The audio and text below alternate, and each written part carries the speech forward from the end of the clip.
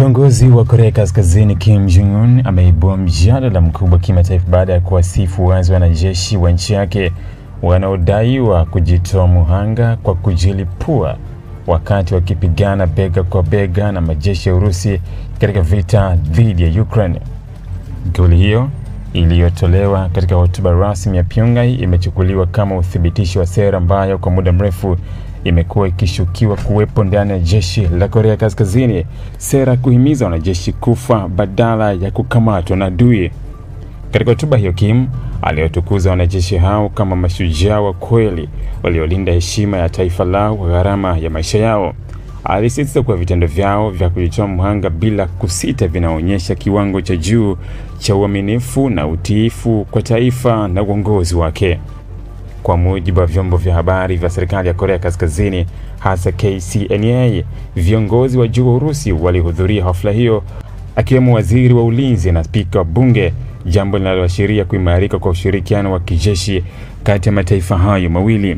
Ripoti kutoka Korea Kaskazini zinaeleza kwa takriban wanajeshi 15,000 wa Korea Kaskazini wametumwa kusaidia Urusi katika maeneo ya mapigano, hasa katika eneo la Kursk.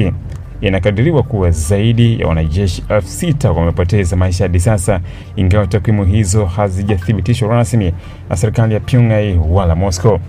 Hata hivyo, taarifa hizi zimeongeza wasiwasi kuhusu kiwango cha ushiriki wa Korea Kaskazini katika vita vinavyoendelea dhidi ya Ukraine. Mashirika ya kijasusi pamoja na ushuhuda wa baadhi ya waliotoroka kutoka Korea Kaskazini yamedai kuwa wanajeshi hao walipewa mafunzo maalum yanayowataka kujitoa uhai iwapo watakuwa hatarini kukamatwa na adui. Ndani ya mfumo wa kijeshi wa nchi hiyo, kukamatwa vitani huchukuliwa kama usaliti mkubwa kwa taifa, jambo linaloweza kuwa na athari kubwa kwa familia ya askari husika. Mapema mwaka huu, kituo cha television cha Korea Kusini kiliripoti kuwa kuna wanajeshi wawili wa Korea Kaskazini waliokamatwa Ukraine, ambapo mmoja wao alieleza majuto yake kwa kushindwa kujitoa uhai kabla ya kukamatwa. Kauli hiyo imeongeza uzito wa madai kwamba wanajeshi wa Pyongyang wanakabiliwa na shinikizo kali la kiitikadi na kijeshi wanapokuwa uwanjani. Hotuba ya Kim imekuja wakati uhusiano kati ya Korea Kaskazini na Urusi ukiendelea kuimarika, hasa katika nyanja ya kijeshi na kiusalama.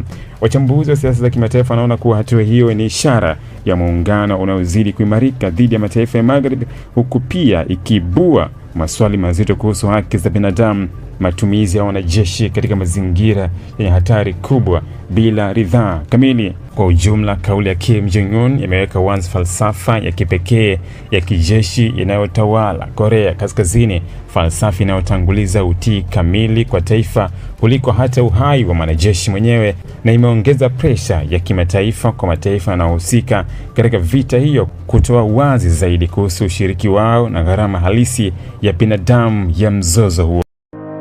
Ili kuwa mwanafamilia bora wa Global TV, usisahau kusubscribe, like, kushare na kucomment. Baada ya kusubscribe, bonyeza alama ya kengele ili kupata taarifa kwa kila video inayopanda Global TV.